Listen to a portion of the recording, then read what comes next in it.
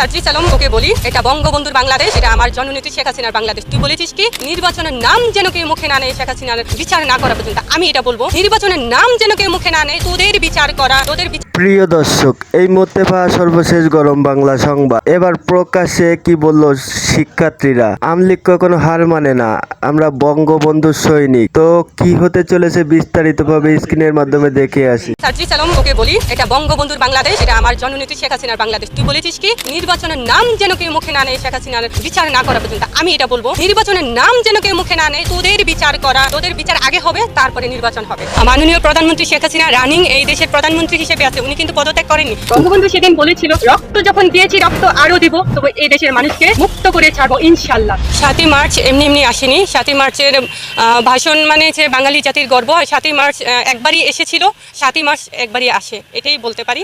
আর 7ই মার্চের ভাষণ না হলে আমরা বাংলাদেশ পেতাম না। বঙ্গবন্ধু 7ই মার্চের ভাষণ দিয়েছিল বলেই আমরা আজকে এই স্বাধীন বাংলাদেশ পেয়েছি। যারা বঙ্গবন্ধুকে বলতে চায়, বঙ্গবন্ধুর অবদানকে মিথ্যা বলে প্রমাণ করে, যারা স্বীকার করে না বঙ্গবন্ধুর অবদান, তারা আসলে এই বাঙালি জাতি না, বাংলাদেশের মানুষ না, তারা আসলে পাকিস্তানের বংশধর। মাননীয় প্রধানমন্ত্রী শেখ হাসিনা রানিং এই দেশের প্রধানমন্ত্রী হিসেবে আছে, উনি কিন্তু পদত্যাগ করেননি। তাহলে নির্বাচন উনি নির্বাচন দিবে, তাহলে নির্বাচন হবে। আর নির্বাচন আসতে পারে কিনা আওয়ামী লীগ সেটা বললে ভুল হবে। এটা আমি আপনাদেরকে বলতে চাই, এটা জননেত্রী শেখ হাসিনার বাংলাদেশ। ওনার বাংলাদেশে উনি কখন নির্বাচন দিবে আর কখন দিবে না, এটা একান্তই ওনার ব্যাপার। মাননীয় প্রধানমন্ত্রী এখনও এই বাংলাদেশের প্রধানমন্ত্রী হিসেবে আছেন, উনি পদত্যাগ করেননি। এটা বহুবার বলেছি, হাজারবার বলেছি, এবং সারা বাংলার মানুষ জানে, পুরো বিশ্বের মানুষ জানে যে উনি রানিং প্রধানমন্ত্রী হিসেবেই আছেন, উনি পদত্যাগ করেননি। আর এটা বঙ্গবন্ধুর বাংলাদেশ, এটা আমার জননেত্রী শেখ হাসিনার বাংলাদেশ। কিশোর গ্যাং আছে না, এটা হচ্ছে কিশোর গ্যাং।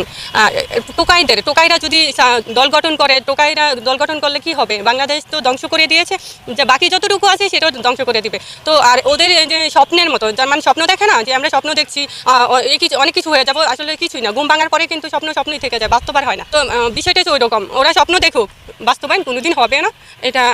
এইটাই সত্যি কথা, এটাই বাস্তব। তো একজন নিজেই টোকাইয়ের উপরে আরেক টোকাই মানে হামলা করে, ভালো মানুষ হামলা করে না। কারণ ভালো মানুষ টোকাইকে কি করে, মানে দূরে থাকে। আর টোকাইদের সাথে ঝগড়া করে, টোকাইদের সাথে হাত মিলায়। তো এই টোকাইদেরকে বলতে চাই যে সার্জিস আলম, আমি তোকে বলি, এটা বঙ্গবন্ধুর বাংলাদেশ, এটা আমার জননেত্রী শেখ হাসিনার বাংলাদেশ। তুই বলেছিস কি যে নির্বাচনের নাম যেন কেউ মুখে না নেয় শেখ হাসিনার বিচার না করা পর্যন্ত। আমি এটা বলবো নির্বাচনের নাম যেন কেউ মুখে না নেয়, তোদের বিচার করা অবধি, তোদের বিচার আগে হবে, তারপরে নির্বাচন হবে। এটা হলো আমার কথা, বাংলাদেশের মানুষের কথা, পুরো বিশ্বের কথা। আর আজকের এই দিনে, আজকে 7ই মার্চ, আজকে যদি আমি এই জায়গায় যদি আমি না আসি, আমার কাছে মনে হবে যে অনেক অপূর্ণতা থেকে যাবে। আমি ফিল করছি যে অকৃতজ্ঞতা বোধ প্রকাশ করতে হবে যে বঙ্গবন্ধু এই 7ই মার্চে এই সোহরাওয়ার্দী উদ্যানে ভাষণ দিয়েছিলেন, বাঙালি জাতিকে একটা বাংলাদেশ উপহার দিয়েছিলেন 7ই মার্চের ভাষণে। তো আমি এটা বলতে চাই, 7ই মার্চ একবারই আসে, 7ই মার্চ বাংলাদেশ দেয়, 7ই মার্চের ভাষণ পুরো পৃথিবীর মানুষ বুঝতে পারে কিছু একটা হয়েছে। 7ই মার্চের ভাষণে আমরা বাংলাদেশ পেয়েছি। বঙ্গবন্ধুর আসলে আমার এত স্পর্ধা হয় না যে ওনার কথা আমি ওনার মতো করে বলতে পারবো, তবে আমি একটু চেষ্টা করছি। বঙ্গবন্ধু সেদিন বলেছিল রক্ত যখন দিয়েছি রক্ত আরো দিব, তবে এই দেশের মানুষকে মুক্ত করে ছাড়বো ইনশাল্লাহ। এবারে সংগ্রাম স্বাধীনতার সংগ্রাম, এবারে সংগ্রাম মুক্তির সংগ্রাম।